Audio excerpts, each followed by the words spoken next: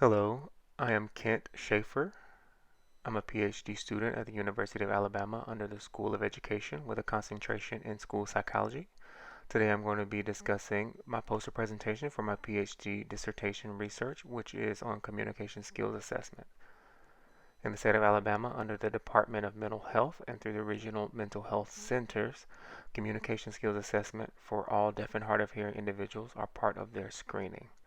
They're looking at different communication modalities, not necessarily fluency or skill, but rather analyzing their modalities to figure out where their strengths are. If that assessment doesn't have any psychometric properties, we could work collaboratively to develop it for deaf and hard of hearing individuals with the hopes of establishing and expanding it for school-aged children too.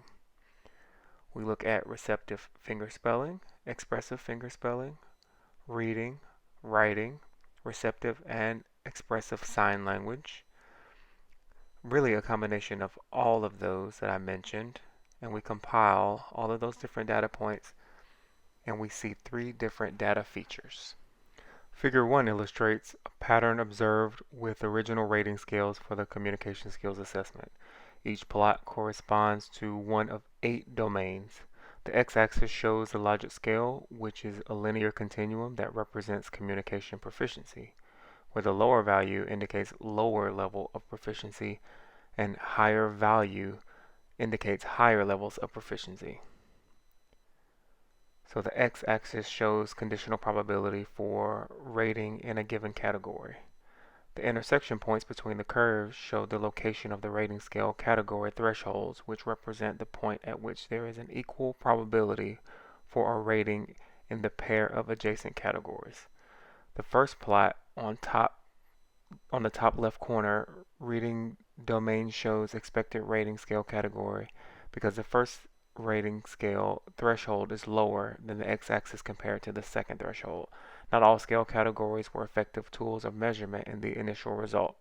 Recognizing these issues, it became necessary to combine several rating scale categories.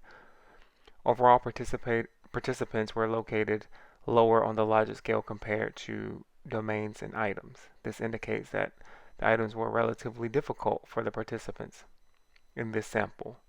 So overall, the model data fit, in-fit, outfit indicated adequate overall fit to the model with average values around 1.00 for all faces. The standard deviation indicated some unexpected responses from the individual participants, subgroups, domains, and items.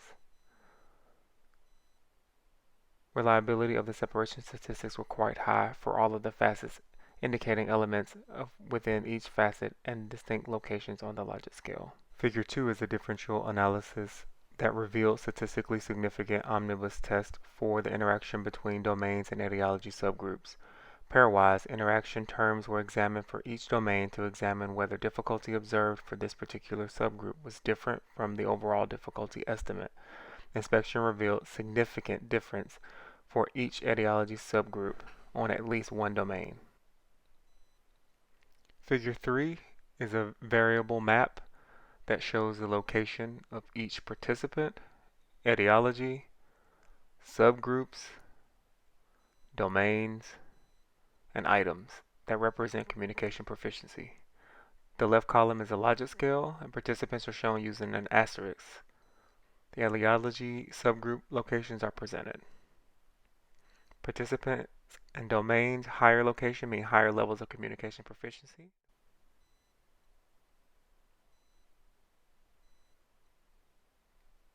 For domain and items, higher locations indicate more difficult items and domain. The final column shows the calibration of the rating scale categories with rescaled rating scales that include 3 or more categories: reading, writing, receptive fingerspelling, and expressive manual. The overall design of the psychometric properties is nicely applied to functional communication. It's still a challenge to get an accurate measure on receptive comprehension based on facial expression. As far as future research, I suggest the normal regular sample group of students or adults to compare, but currently we don't have that data. Also recognizing gender roles, and at the same time we're thinking about if neurodevelopment can possibly influence language acquisition. Etiology shows some promise as it relates to variations in expressive and receptive skills for hard of hearing people that will have an impact diagnostically in the future. I look forward to today's discussion.